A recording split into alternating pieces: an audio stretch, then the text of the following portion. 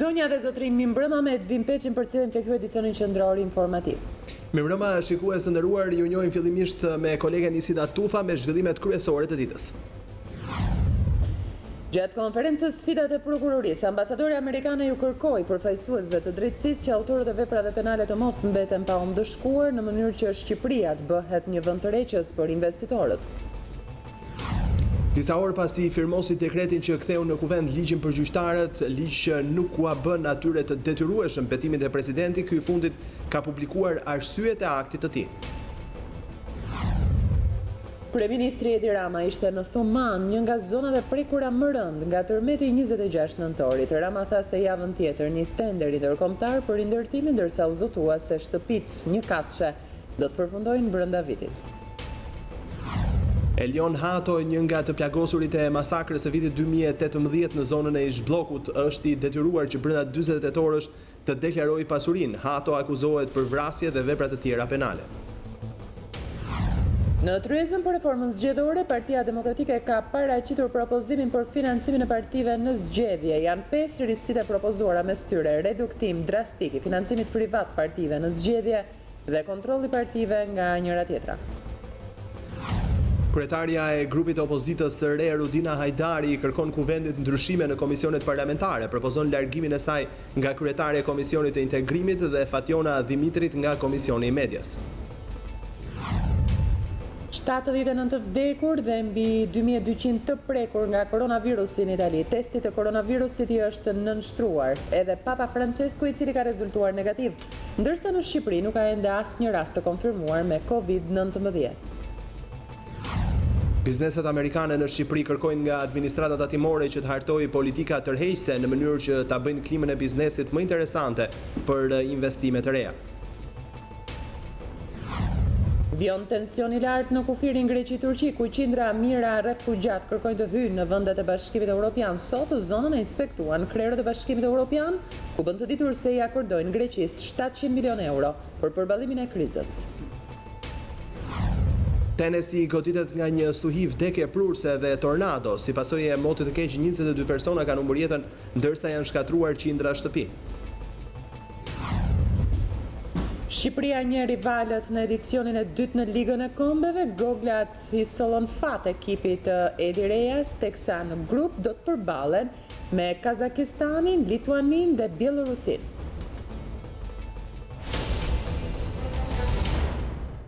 Do të vjojmë tani më gjerësisht.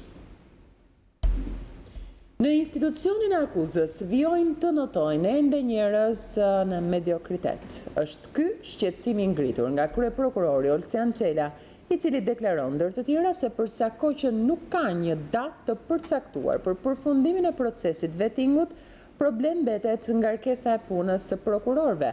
Çela ka marrë mbështetjen e ambasadores së Shteteve të Bashkuara Yuri Kim, e cila inkurajoi prokurorinë shqiptare të përdorë çdo metodë të ligjshme për të sjellë drejtësi në vend. Olsian Çela ngre alarmin teksa deklaron se institucioni i akuzës është i rrezikuar nga njerëz që notojnë në mediokritet. Ndërkohë që reforma në drejtësi ka sjellë ndryshime rrënjësore nga pikpamja strukturore në ngrehinën e drejtësisë, suksesi i shumëpritur do të mbetet i skicuar vetëm në imagjinatën e krijuesve dhe promovuesve të saj, nëse njerëzit që do të mbeteshin aty apo do të hynin brenda kësaj ngrehine, do të vazhdonin të gëlonin në moçalin e apatisë dhe mediokritetit. Për prokurorin e përgjithshëm, shqetësim vijon të mbetet ngarkesa në punë e prokurorëve, përsa kohë nuk ka një datë të përcaktuar se kur do të përfundojë procesi vettingut. Edhe pse procesi vettingut nuk ka arritur ende në mesin e rrugëtimit të tij nga pikpamja saksiore, organet e drejtësisë po ballafaqohen me mungesa theksuara në burime njerëzore. Shtimi i ngarkesës në punë në çdo prokurori ka krijuar një situatë emergjence, pasi ndërsa jemi në vitin e 4 të reformës, ende nuk ka një perspektivë të qartë se kur sistemi do të funksionojë me kapacitete të plota. E ulur për krati si një shenjë mbështetje, ambasadore amerikane në Tiranë Yuri Kim tha se 2020 është një vit i rëndësishëm për Shqipërinë, ndaj inkurajoi prokurorinë të përdorë çdo metodë të ligjshme për të sjellë drejtësi në vend. Reforma në drejtësi ka sjellë ndryshime dhe është koha të fitohet besimi i publikut. Duhet të sigurojmë suksesin. Shqipëria duhet të ecë përpara në sundimin e ligjit. Kjo nuk është zgjedhje, por kërkesë. Duhet të jepet fund korrupsionit. Kjo po e ndalon Shqipërinë të jetë magnet për investimet. Dua të them diçka. Prokurori është shërbëtor i ligjit. Fajtori nuk duhet të shpëtojë dhe i pafajshmi nuk duhet të vuajë. Përdorni çdo metodë të ligjshme për të sjellë drejtësi. Konferenca Sfidat e Prokurorisë së Përgjithshme mblodhi në Tryezë dhe diplomatët e Bashkimit Evropian dhe OSBE, si dhe zyrtarë të lartë të institucioneve të reja të drejtësisë në vend. Në dekretin për kthimin në kuvend të ligjit për gjykatën kushtetuese, Presidenti i Republikës Ilir Meta thekson se ndryshimet shkelin parimin e ndarjes dhe balancimit të pushteteve.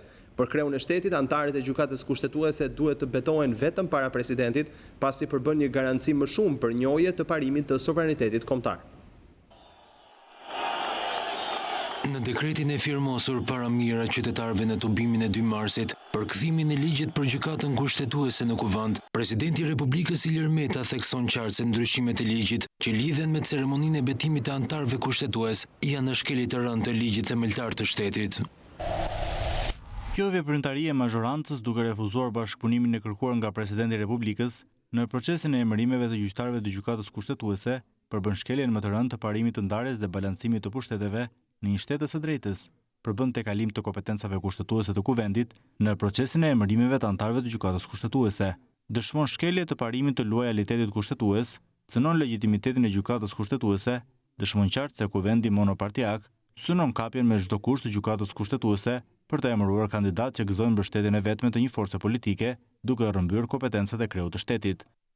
Sipas Metës, betimi para presidentit i gjyqtarëve të kushtetueses për fillimin e ushtrimit të detyrës sjell garanci morale dhe forcon angazhimin për mbrojtjen e detyrimeve. Betimi përpara kreut të shtetit është një garanci më shumë për njojje të parimit të sovranitetit kombëtar dhe lirive të drejtave themelore të popullit, përrjedhoi edhe antari i gjykatës kushtetuese që do të shërbejnë në ushtrimin e funksionit të tij si garant i kushtetutës, legitimiteti që i rrjedh nga kushtetuta dhe vullnetin për ta ushtruar atë nuk mund të ta deklarojë dhe ta garantojë askund tjetër veç para kreut të shtetit personalisht.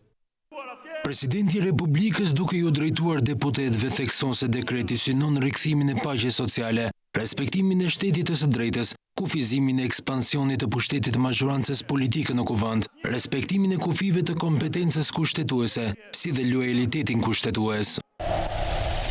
Kam besim se pavarësisht urdhrave partijak apo dëshirës për të mos prishur rehatin e mandatit të deputetit, ky dekret, arsyet që shoqërojnë atë dhe mbështetja popullore që mori në shkrim i këtij akti nga populli sot, do ju bëj të reflektoni.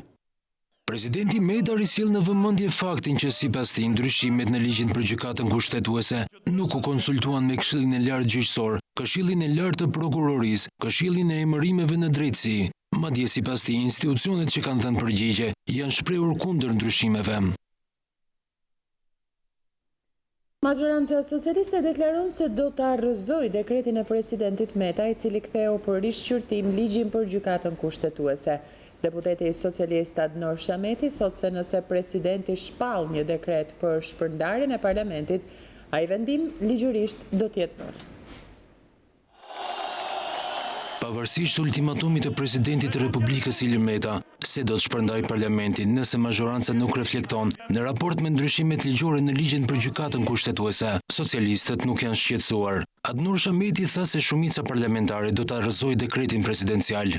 Qëndrimi ynë është i qartë dhe ju siguroj që dekreti i presidentit Republikës do të arrëzohet, pasi i qëndroj më saj edhe unë si nismëtari i ndryshimeve në ligjin organik për gjykatën kushtetuese ja u konfirmoi këtë.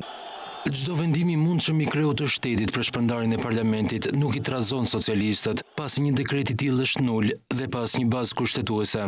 Po është gjëja më e çuditshme në botë që mund të mendohet. Absolutisht po, është nul një veprim i tillë. Po unë mendoj që nuk ka për të ndodhur një gjë e tillë. Është si ato paralajmërimet e Kinës kundër Japonisë, paralajmërimi i një miti 999 e me radhë. Edhe opozitari parlamentar Korabli ta ndan mendimin se shpërndarja e parlamentit nuk mund të bëhet me një dekret të presidentit. Presidenti është i mirë pritur që në bazë ligjit dhe të kushtetutës vit maj fjalim sa herë dojnë parlament. Para se ta firmosë dekretin duhet shikoj kushtetutën presidenti e ka këtë kompetencë apo jo? Deputeti Andi Përmeti tha se shpërndarja e parlamentit nuk intereson në radhë të parë vetë Partisë Demokratike, pasi sipas tij nuk është gati të hyjë në zgjedhje. Maggioranza Dhe Edi Rama të thot po, ne e njohim dekretin e presidentit dhe ne shkojmë në zgjedhje për 45 ditë. Ju mendoni që opozita është gati të shkojë për 45 ditë në zgjedhje? Unë kam frikë që opozita nuk është gati të shkojë për 45 ditë në zgjedhje. Dhe për këtë arsye, besoj që Ilir Meta siç e ka shtyr deri më sot, do ta shtyjë përsëri dhe nuk do bëhet shpërndarje në parlamentit. Dekreti nënshkruar nga presidenti Meta në tubimin e 2 marsit do futet në procedurën parlamentare ku së pari do kaloj për diskutim në Komisionin e Ligjeve e më pas për votim në seancë plenare. Opozita e bashkuar propozon në tryezën e reformës zgjedhore që financimi partive politike në kohë zgjedhjesh të bëhet nëpërmjet një sistemi miks, shtet dhe privat, por me kufizime të mëdha për personat juridik apo kompanitë ndryshme që kanë përfituar një kontratë shtetërore 4 vitet e fundit. Partia Demokratike të rriqet nga kërkesa e saj për financim 100% të fushatave zgjedhore të partive politike nga shteti, duke mbështetur një sistem miks, shtet plus privat. Propozimi i radhës në tryezën e reformës zgjedhore nga opozita e bashkuar konsiston në kufizim të madh të financimeve që vijnë nga privatët. Sipas përfaqësuesit të PD Oerd Bylykbashi, ata që kanë përfituar nga kontratat shtetërore 4 vitet e shkuara, me vlerë mbi 10 milion lek, nuk mund të financojnë asnjë parti. E njëjta gjë vlen edhe për individ apo kompani që do të financojnë një parti politike. Ata 4 vitet e ardhshme nuk mund të përfitojnë nga kontratat shtetërore. 66% të financimit nga burimet shtetërore dhe 33% nga burimet private, duke vënë një numër kufizimesh të forta në lidhje me ata që mund të financojnë. Është një risi në propozimin tonë që ata që kanë marrë para nga taksat e shqiptarëve nëpërmjet kontratash publike, tendera, koncensione, ata nuk mund të financojnë dhe gjithashtu kush financon subjektet politike nuk mund të marrë për një periudhë caktuar tendera apo koncensione nga shteti. Bashkëkryetari i Komisionit të Reformës Zgjedhore, Damian Gjiknuri, vlerëson demokratët për tërheqjen e tyre nga ideja që partitë politike të financoheshin 100% nga shteti. Ne jemi të parimit që ketë një sistem miks siç ka qenë deri sot, duke shtuar mbase çik peshën që ka shteti, por njëkohësisht duke lënë dhe një tavan të pranueshëm që i lejon partive të bëjnë fushat. Na vjen mirë që edhe Partia Demokratike ka hequr dorë nga financimi 100% publik. Problemi është të gjejmë një shifër të pranueshme, një balans mes kontributit shtetëror dhe kontributit privat. Një tjetër temë e diskutuar në mbledhje ishin listat zgjedhore, për të cilat Bylykbashi tha se manipulohen sipas dëshirës nga kryebashkiakët socialist. Ndërkohë sipas ish deputetit të PD, qeveria s'ka marrë asnjë mas për pajisjen e qytetarëve me karta identiteti. Listat e zgjedhësve manipulohen në mënyrë dramatike nga kryetarët socialist të bashkive. Sot kuptuam qartë që qeveria nuk ka asnjë mas që të garantojë që zgjedhësit votojnë aty ku kanë vendbanimin. Dhe gjithashtu nuk ka marrë masa që të pajisë të gjithë shtetasit shqiptar me dokument identifikimi të vlefshëm për ditën e zgjedhjeve. Por Gjiknurin deklaratat e Bylykbashit janë me prapavi politike. Nuk e di nga e kanë nxjerrë të konkluzion Partia Demokratike se sa zgjedhës janë pas një dokument identifikimi, nëse është një shifër e konsiderueshme, kemi kohë mjaftueshme për të bërë fushatat e nevojshme të nxitjes. Pse jo dhe nxitjen me mënyra tjera, siç ka ndodhur edhe më parë në mënyrë që njerëzit pajisen me një dokument identifikimi. Ndërsa Rudina Hajdari vazhdon të këmbgul mbi sistemin e ardhshëm zgjedhor. Sipas saj për kushtetutën nuk mjafton që të ulurasim në shesh, por duhet ta zbatojmë atë. Ne duhet të zbatojmë nenin 2 të kushtetutës që është sovrani përfaqësohet nëpërmjet ose drejt për drejtësir ose nëpërmjet përfaqësuesit të tij. Pra, nëse do vazhdojmë me këtë lloj retorike, nuk mjaftojnë që të dalim në përsheshe të ulërasim, por të bëjmë hapa konkrete që ka të bëjë me hapjen e listave që njerëzit të kenë mundësinë që të zgjedhin përfaqësuesit e tyre në kuvend. Sipas propozimeve të opozitës së bashkuar me financimet e partive, nëse do të ketë shkelje e parregullsi, i zgjedhuri do të humbas mandatin. Kryetari e grupit parlamentar Demokrat Rudina Hajdari i ka dërguar një letër kryetarit të Kuvendit ku kërkon dorëheqjen nga posti kryetares së Komisionit të Integrimit dhe në vendin e saj propozon që të caktohet deputeti i opozitës së re Halit Valteri. Gjithashtu ajo propozon edhe 2 ndryshime të tjera, si në Komisionin për Edukimin dhe mjetet e informimit publik të caktohet kryetar Halil Jakimi.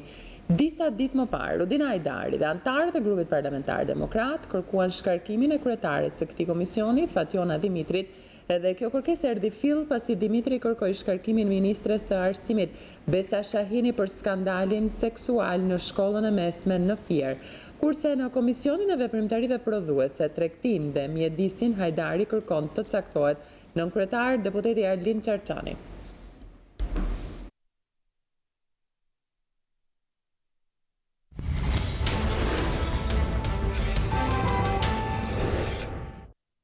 Do të kalojmë tani në komunikimin ton të përjavshëm me kolegët e Zërit të Amerikës. Do të jem me Rudina Dervishin. Përshëndetje Rudina.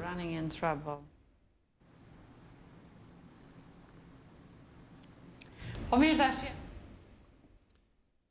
Në komunikimin ton do të flasim sot për një rast të zbuluar në New York, bëhet fjalë për rastin e dytë me koronavirus, ndërsa numri të vdekurve ka arritur në 6.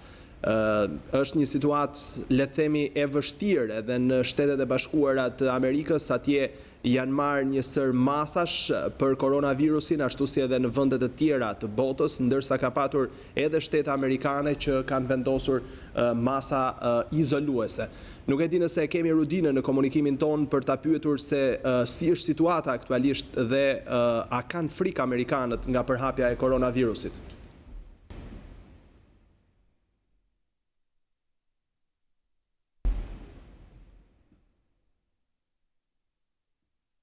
Kemi me sa duket një problem me komunikimin me Zërin e Amerikës.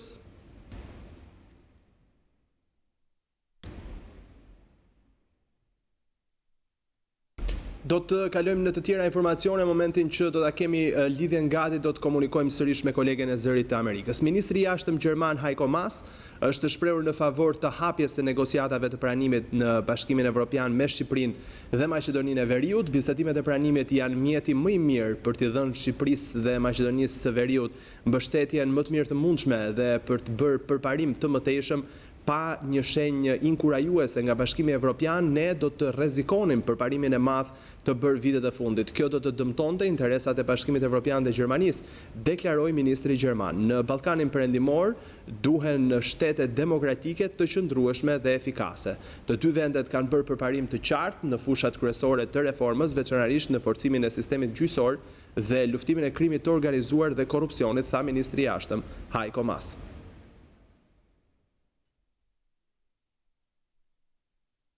Provojmë edhe njerë komunikimin me Rudina Dervishin me Zërin e Amerikës. Rudina, na dëgjon, përshëndetje. Po, Edvini, dëgjoj.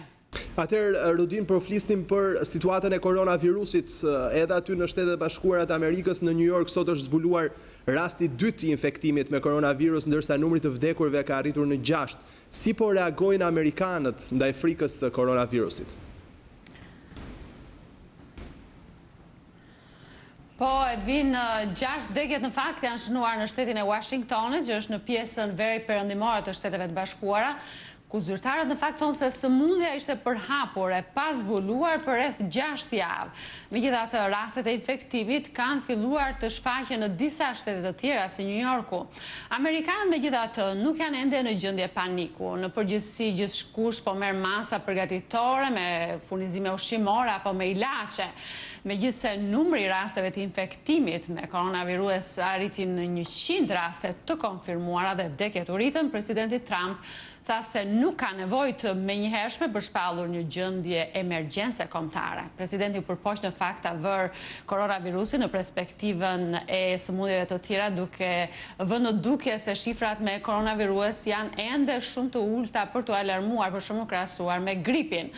Megjithatë, ka patur njoftime në media se Agjencia Federale e Menaxhimit të Emergjencave po përgatitet për një shpallje të tillë të emergjencës që do ta lejonte këtë agjenci të marrë më shumë fonde dhe personel për të përgjigjur ndikimit nga virusi. Presidenti Trump u takua dje me drejtuesit e lartë të 10 kompanive të mëdha farmaceutike amerikane, duke u kërkuar që të shpejtojnë kërkimet për zhvillimin e vaksinës, ndërsa presidenti u shpreh optimist se një vaksinë mund të jetë gati brenda disa muajsh. Anthony Fauci, drejtori i Institutit Kombëtar për Sëmundjet Infektive këtu në Shtetet e Bashkuara, tha se vaksina nuk mund të jetë gati për të paktën një vit. Presidenti Trump po shqyrton gjithashtu kufizime udhëtimi me më shumë vende si dhe mbylljen e kufirit SBA Meksik. Shtetet e Bashkuara në fakt janë kritikuar për dhënien e pajisjeve defektoze të testimit dhe fillimisht kufizimin e numrit personave që duhen testuar. Tani po punohet për një testim edhe më të shpejt për të paksuar përhapjen e virusit. Shumë kompani, duhet themi, kanë filluar ndërkohë të hartojnë plane për të mundësuar punonjësit punojnë nga shtëpitë për të paksuar kontaktet mes njerëzve. Edvin. Rutina, edhe diçka tjetër për të kaluar nga koronavirusi tek zhvillimet politike atje, pasi sot demokratët kanë zgjedhje paraprake në 14 shtete në atë që njihet si super e marta. Çfarë pritet nga këto zgjedhje aty në SBA?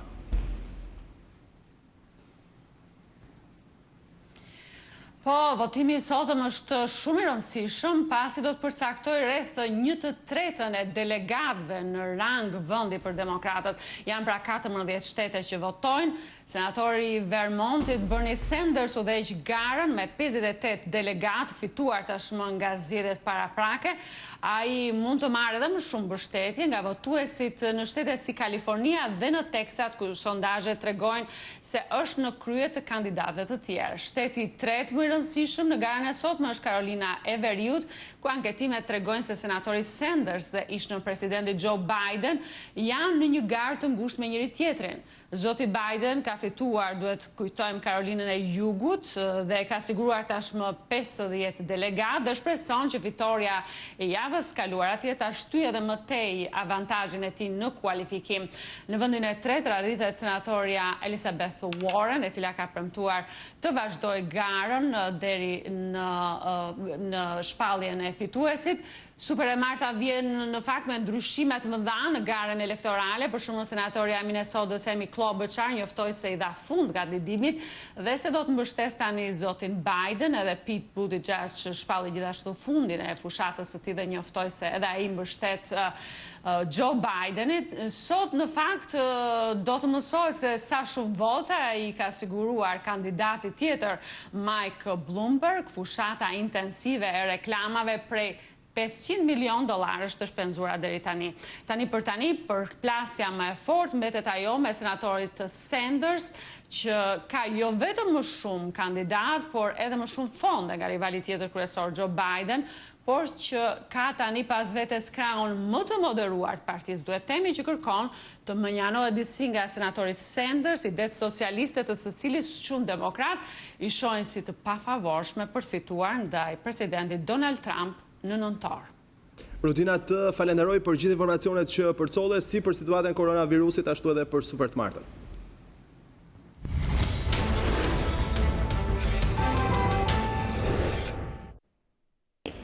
Tre muaj pas tërmetit të 26 nëntorit, kryeministri i vendit Edi Rama prezantoi modelet e shtëpive të reja në Thuman. Kreu i qeverisë tha se javën e ardhshme do të nisë tenderi ndërkombëtar për rindërtimin, ndërsa premtoi se banorët do të marrin aq hyrje sa kishin.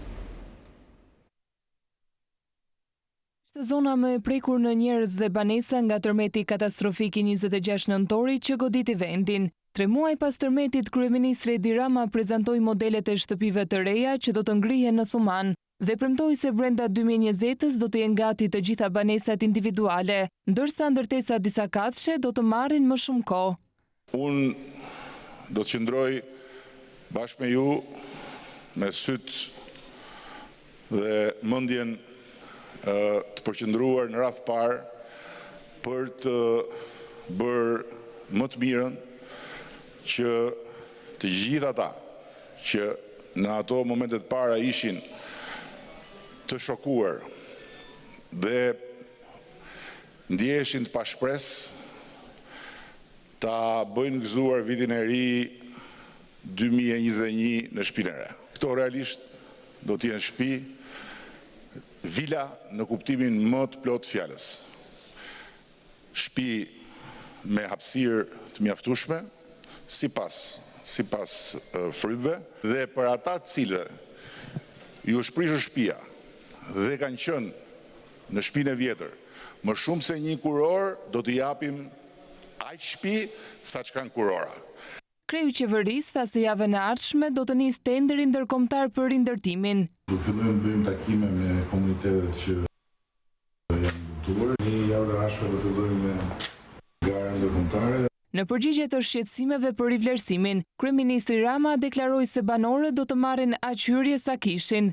Ke 2 hyrjet në një pallat që do prishet, do marrësh 2 hyrje siç i kishe. Një tjetër problematikë e ngritur nga banorët ishte përfundimi i afatit të aplikimit online për shtëpitë të dëmtuara nga tërmeti. Kam pas problemet e mia. Edhe erdhe dje, edhe më tha nuk bëhet. Se ka marrua afati. Ku ka gjë që s'bëhet. Bashkë të 2 direkt tash. Kam shumë respekt që i gjithë do të bëhet për thumonin. Me batuta u shoqërua momenti kur një banore i përmend Ramës presidentin e Republikës Ilir Meta, për të cilin Rama i kundërpërgjigjet se është ersi për thumanën. Se ngjova ti Ilir Metën atje. Le mona hap muhabetet, lutem. Bjerë mona hap, mona mbill, mona sill tersën thumanën, bjerë këtu.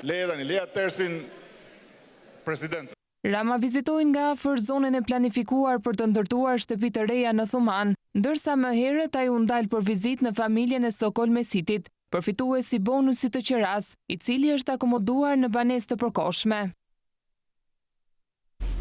Kryetari i Partisë Demokratike Lulzim Basha ka diskutuar me të rinjt vështirësitë me të cilat ata përballen sa i përket periudhës universitare dhe pas universitare në gjendjen e punës. Studentët i thanë Bashës se ndryshimi i ligjit të arsimit të lartë është një nevojë për ta, sepse nuk i favorizon, ndërkohë që Basha tha se plani i Partisë Demokratike për arsimin do të jetë i duhuri që t'u vinë në ndihmë studentëve.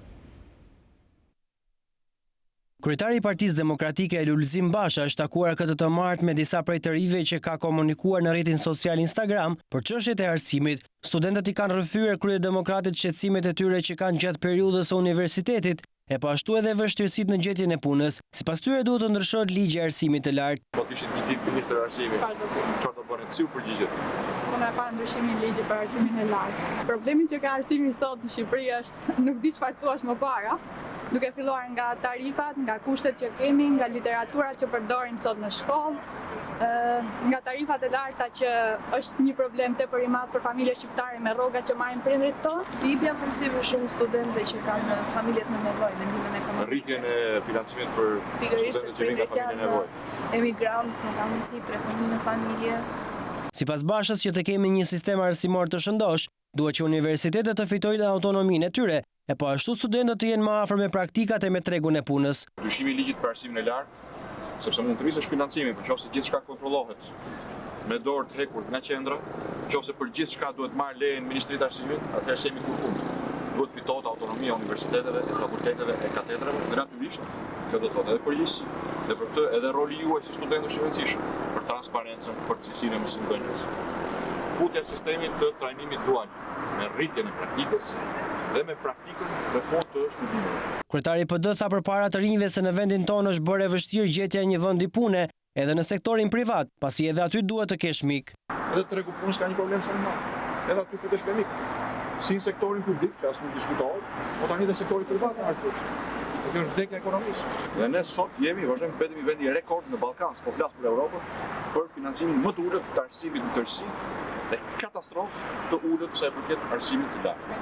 Gjithë po kërkoj një shpresë diçka për ndryshuar, sepse shpresa për ndryshim jeni ju. Ju jeni shpresa për ndryshim. Ne kemi zgjedhur të shndrojmë këtu edhe të diskutojmë.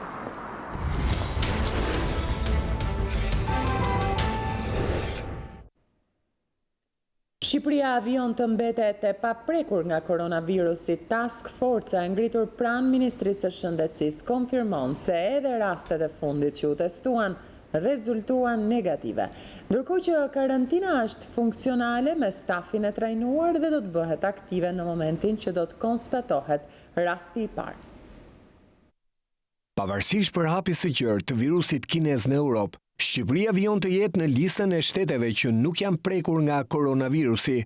5 rastet e dyshuar në 24 orët e fundit kanë rezultuar negative. Theksoj që asnjë person aktualisht nuk është izoluar pranë qendrës spitalore universitare shërbimi infektiv, sepse personat e përjashtuar dalin nga izolimi. 5 rastet e fundit, rastet janë mbajtur dhe sipas periodicitetit edhe të marrjes mostrës edhe të përjashtimit të rezultatit për tetor, sigurisht që kanë kaluar dhe shtrohen në pavion sepse përjashtohen si raste të dyshuara me Covid. Që nga janari i këtij viti, ISHP ka analizuar në total 36 mostra të dyshuara për koronavirus, duke i mbajtur në izolim pacientët deri në daljen e përgjigjes negative. Në 24 orët e fundit, është kryer vlerësimi 17.830 udhëtarëve, të cilët kanë hyrë në territorin e Republikës së Shqipërisë, ku numri total i rasteve të dyshuar ka shkuar në 36 dhe të gjitha kanë rezultuar negativ për Covid.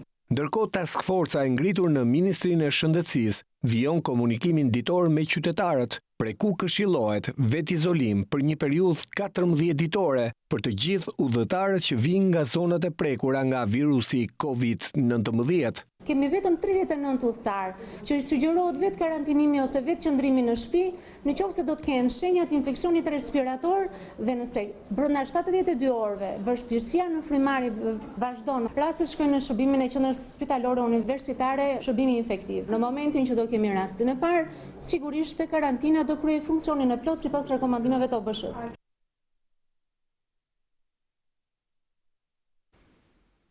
Ka shkuar në 79 numri personave të vdekur nga koronavirusi Covid-19 në Itali, raportuan autoritetet vendase, ndërkohë numri të prekurve nga ky virus ka shkuar në 2263, ndërsa i të shëruarve në 160.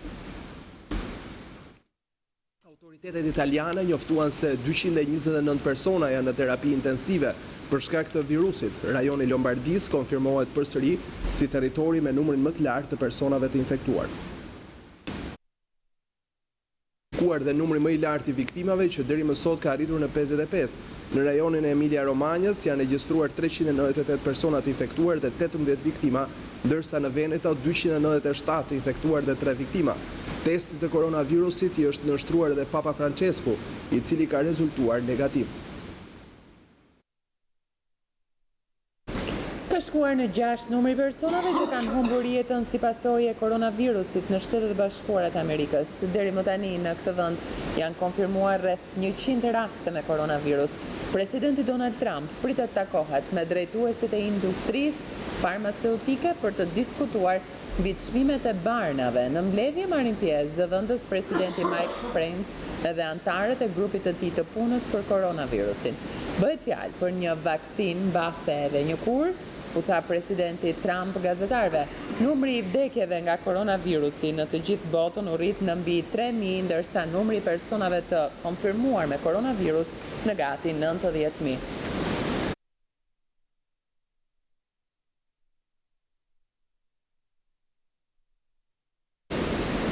Mbetemi në Shtetet e Bashkuara ku një tornado e fuqishme goditi të martën në mëngjes qytetin juglindor amerikan Nashville të shtetit Tennessee dhe zonat përreth, duke shkaktuar të paktën 22 të vdekur dhe dëme të mëdha. Tornadoja lëvizi me shpejtësi nëpër qendrën e qytetit, e shoqëruar nga rrufe, duke rënuar shumë ndërtesa. Zyrtarët e emergjencës thanë se u ishin përgjigjur të paktën 40 thirrjeve për shëmbje ndërtesash në të gjithë qytetin. Zyrtarët hapën me urgjencë disa strehimore për banorët e shtëpive të cilët u detyruan të largoheshin.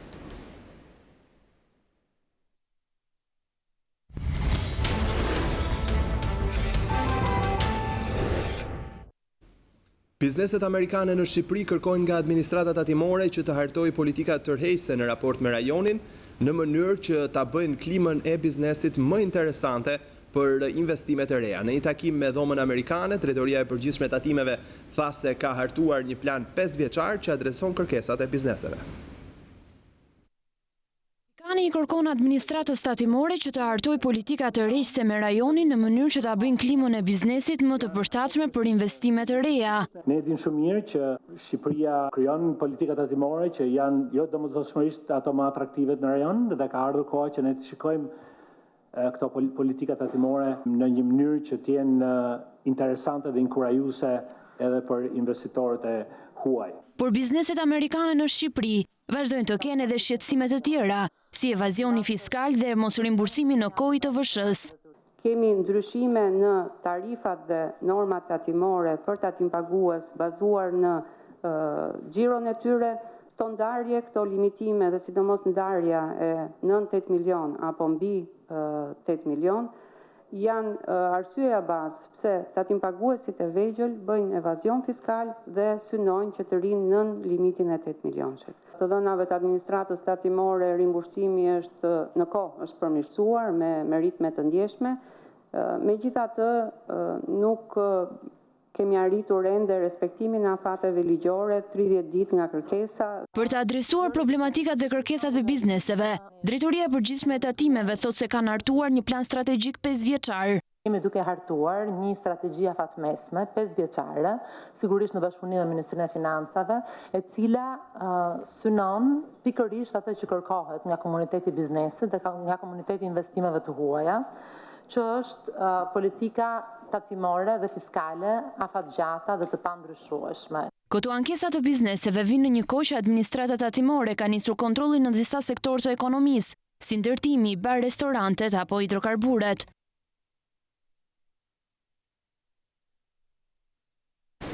Kryeministri Rama vizitoi drejtorinë e shërbimit të transportit rrugor duke parë nga afër shërbimet online që i ofron qytetarëve për të lehtësuar orët e pritjes dhe radhët. Kryeministri tha se nga fundi i marsit duhet fillojë reduktimi i sporteleve dhe rritja edhe më tej e shërbimeve online.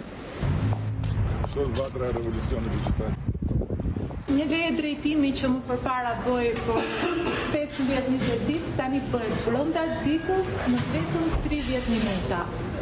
Çfarë evidente që lehtësi është për jetën e qytetarit, s'ka radhë, s'ka stres, s'ka vetë në dorë, nuk ka asnjë shans për korrupsion.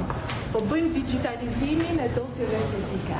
Pra, për të parë nëse ekziston apo jo një leje drejtive, më përpara dërgoj letër te drejtoria rajonale, ajo hap të dosjen fizike, kthen të përgjigje, tani gjithçka është informatizuar në një sistem. Tu përpara bëjnë nami me radhë. Ka qenë si drejtë gjithë Kemi bërë lidhjen me sistemin e policisë shtetit, që do të thotë çdo pikë që hiqet nga masat administrative reflektohet në korale me sistemin. Po ndërveprojmë me sistemin e mbikëqyrjes financiare për vlerësimin e siguracionit në korale. Po lidhemi me sistemin edhe të barrës siguruese dhe të kolaudimit, qytetarët mos shpenzojnë më kohë ndaj këtej. Është përmirësuar totalisht sistemi targave. Përveç se janë automatizuar proceset e brendshme të punës, tani targat kërkohen edhe online shumë shpejt në korale. Dhe faktikisht po ne duhet të shkojmë drejt mbylljes sporteleve për qytetarët, duke u thënë që tani kaloi koha e trajnimit, do deri nga fundi i marsit do fillojmë pa nga pak të mbyllim sportelet dhe i themi që gjitha ato shërbime i merr nga shtëpia ose nga posta, ose nga komshiu, ose teknisi administrative, por nuk ka nevojë të bësh me vrap, bish në radhë etj etj. Ky ishte pazari gjithë zgjallë, patentat ishin në drejtorie, kërkonin të gjitha partitë që futeshin në tepsi. Edhe bënin katrahurje, bërë gjëra të paimaginueshme. Korrupsioni, skandal.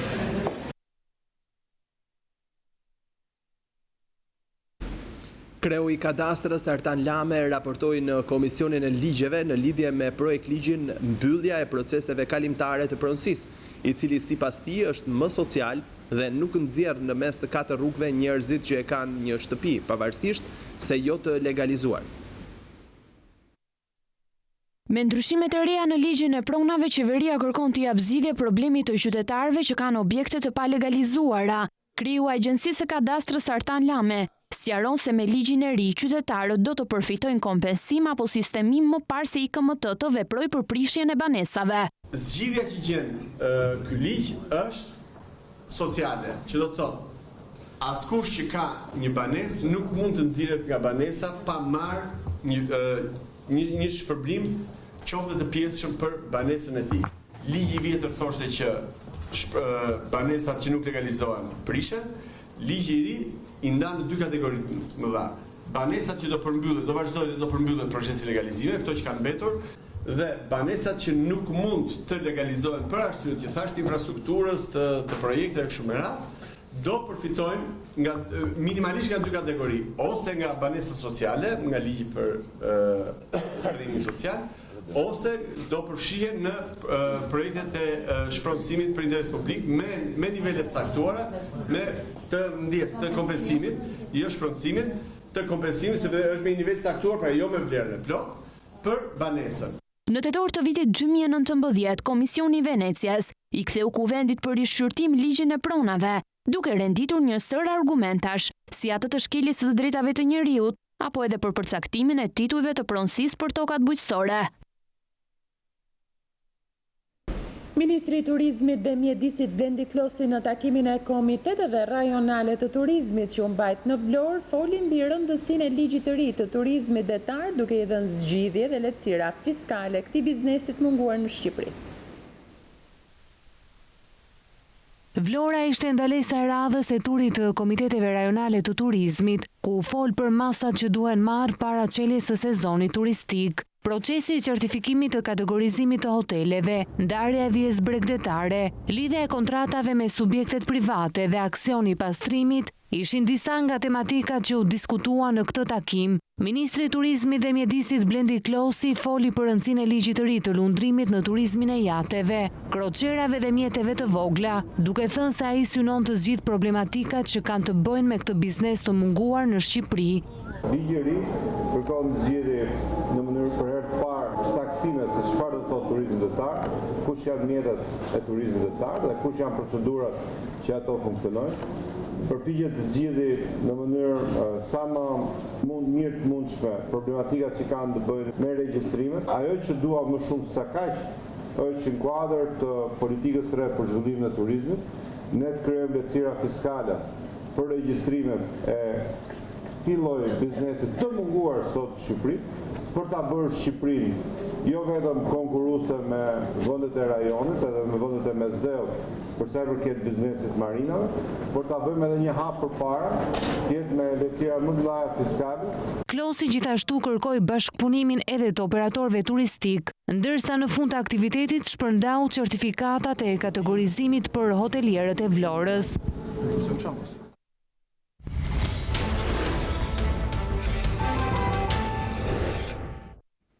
Elion Hato, një nga të plagosurit e masakrës së vitit 2018 në zonën e Zhblokut, është i detyruar që brenda 48 orësh të deklarojë pasurinë. Hato akuzohet për vrasje dhe vepra të tjera penale. Elion Hato dhe Ilir Selmani janë dy shënjesrat e radhës të operacionit Forca e Ligjit, të cilët brenda 48 orësh do të duhet të justifikojnë pasuritë e tyre. Elion Hato, banues në Lezhë, rezulton i dënuar për veprat penale, vrasje me dashje, plagosje e rënd me dashje dhe armbajtje pa leje. Emri i tij u bë shumë mediatik pas përplasjes me armëzjarri në zonën e Zhblokut brenda lokalit Monopol në vitin 2018, ku mbeti i vrar Fabian Gaxha. Konsideruar ushtari i Ervis Martinajt, Elion Hato mbeti i plagosur, por ky nuk ka qenë precedenti vetëm i tij. Më 12 maj të vitit 2014, Elion Hato asokohej 24 vjeç nën efektin e alkoolit. Ka vrarë moshatarin e tij pas një sherri banal. Një vit më pas, në 2015, nga burgu i Shënkollit ku vuante dënimin, Elion Hato u akuzua se porositi vrasin e mjekut të radiolog të Spitalit të Shkodrës Agron Terolli. Hato kishte pajtuar një 21 vjeçar i cili do të kryente vrasjen, por fatmirësisht policia fal të dhënave në rrugë operative arriti ta parandalonte ngjarjen e rënd. Personi i dytë që duhet i përgjigjet OFL-s brenda 48 orësh është Ilir Selmani, banues në Tiranë, i dënuar për veprat penale, vrasje me paramendime kryer në bashkëpunim dhe armbajtje pa leje në kuadër të grupit të strukturuar kriminal.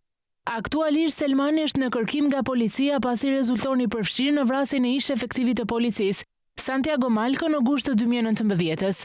Ilir Selmani është pjesë e klanit Duka, të Leonard Dukës, që dyshohet se fshihet pas vrasjes.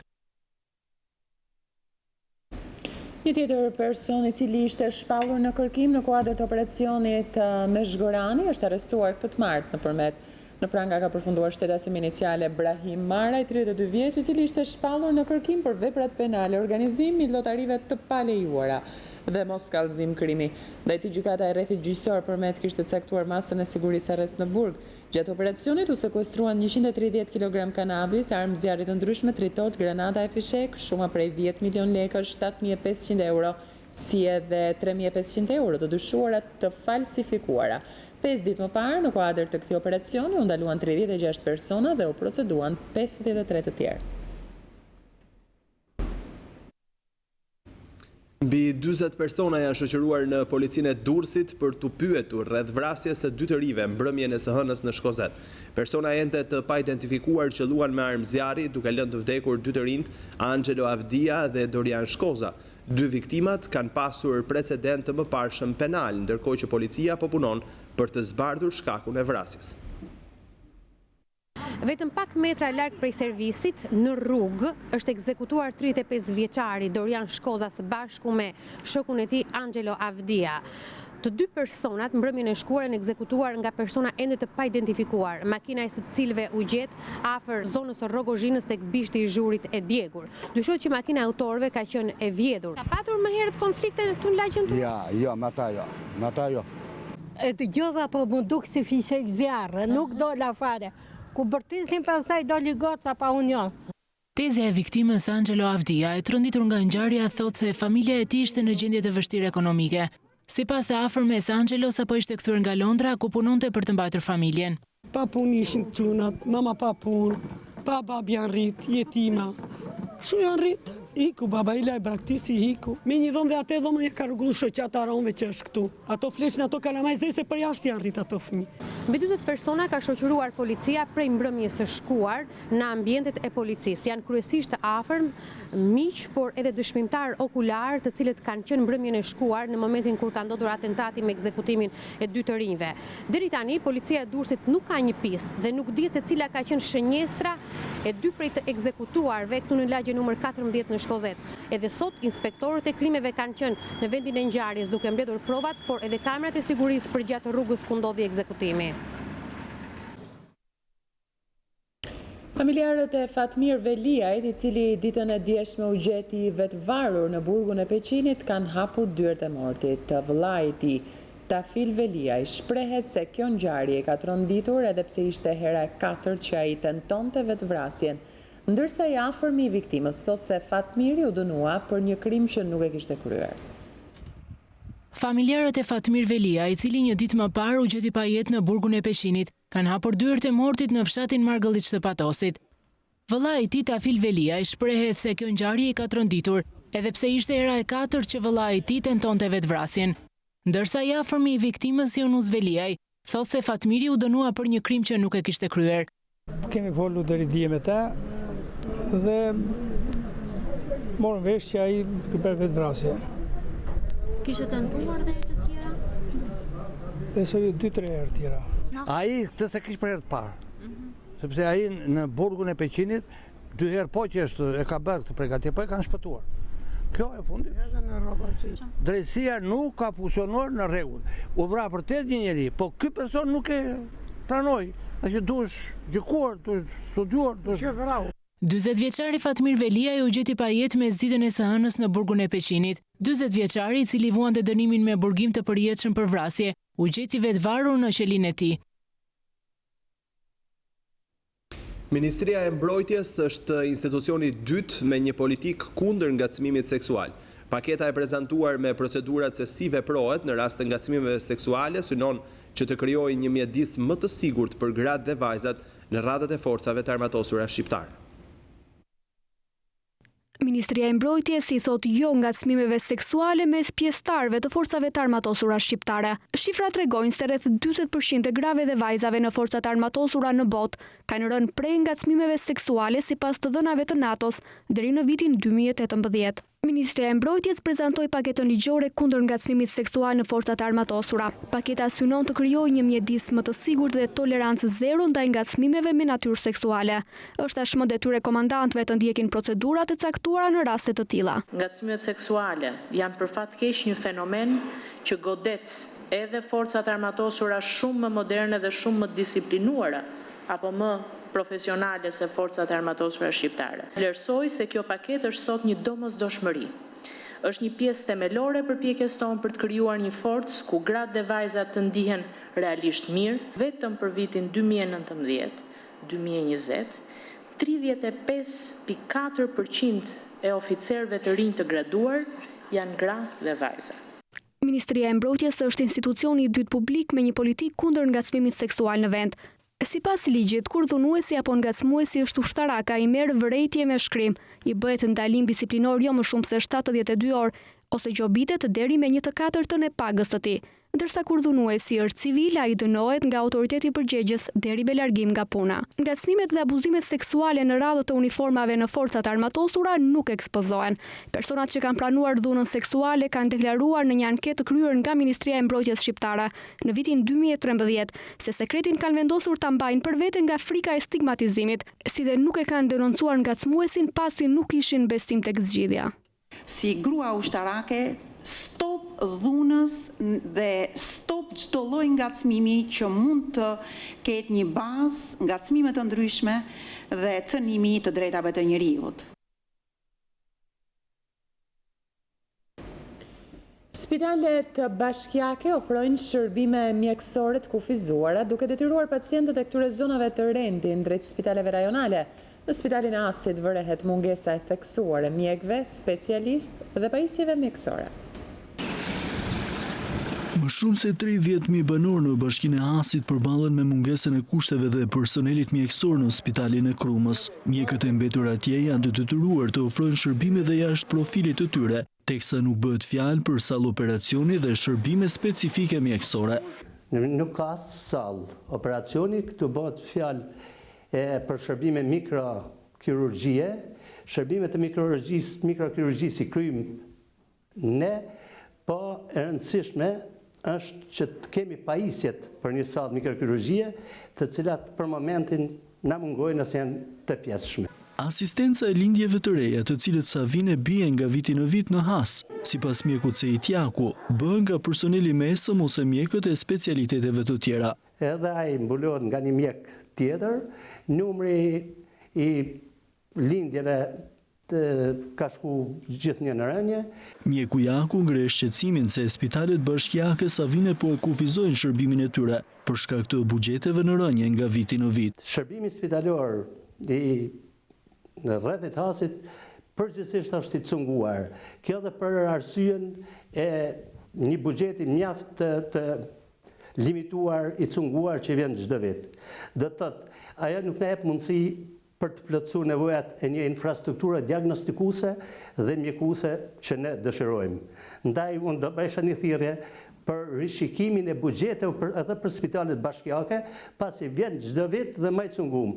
Dhe ndërkohë të smurt nuk marrin shërbimin ose domthon mundësitë tona për t'u ofruar shërbimin që meritojnë ta smuren të pakta, shumë të kufizuar. Për pasoj banorët e Hasit mësojnë shërbimin spitalor të zonës së tyre vetëm për shërbimet bazë mjekësore, ndërkohë që për shërbime specifike, ata janë të detyruar t'i drejtohen spitalit rajonal të Kukësit, e më së shumti spitalit të Gjakovës në Kosovë.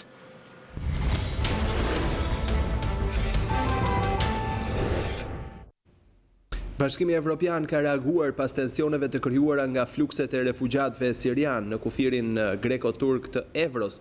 Duke parë nga afër situatën, kreu i Këshillit Evropian dhe presidentja e Komisionit Evropian kanë vizituar sot zonën kufitare ku kanë folur me tone të ashpra ndaj Turqisë. Duke falenderuar Greqinë për përpjekjet për të ndalur fluksin e refugjatëve sirian, ata janë përgjigjur Erdogan duke thënë se kush kërkon të vërë në provë unitetin e Evropës do të mbetet i zhgënjur. Nga kufiri greko-turk, ku kanë parë nga afër situatën e refugjatëve, krerët e Bashkimit Evropian janë përgjigjur me ashpërsi Turqisë. Presidenti i Këshillit Evropian ka deklaruar se kufiri grek është evropian dhe mbrojtja është çështje themelore dhe me rëndësi të lartë për të ardhmen e Europës. Charles Michel ka garantuar se Bashkimi Evropian vijon të respektojë dhe mbështes marrëveshjen me Turqinë për krizën e refugjatëve, pavarësisht qëndrimit të ditëve të fundit të presidentit turk Erdogan. Mbështetje dhe solidaritet Greqisë për mbrojtjen e kufive, duke respektuar ligjet ndërkombëtare për të drejtat e njerëzit dhe dinjitetin njerëzor, ka theksuar Charles Michel.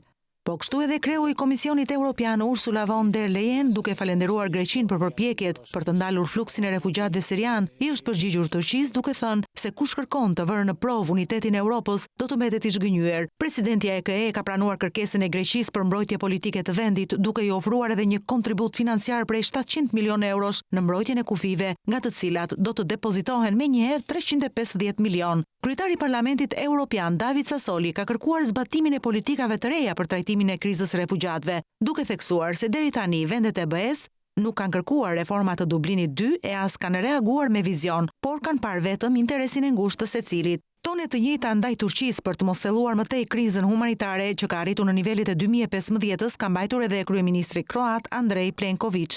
Kryeministri grek ka bërë thirrje për solidarizim me mbështetje urgjente në politika rezultative për përballimin e gjithë çështjes së refugjatëve, duke shprehur edhe pakënaqësi për indiferentizmin evropian që zgjati ndjeshëm. Sipas tij, Europa nuk dorëzohet nga provokimet e Erdogan. Ndërkaq, bëhet e ditur se në kufirin detar në ishullin Lesbos do të mbërrijë një anije ushtarake ku do të strehohen refugjatët e arritur në ishull pas 1 marsit për të ulur tensionet në kampin e mbipopulluar të Mojras.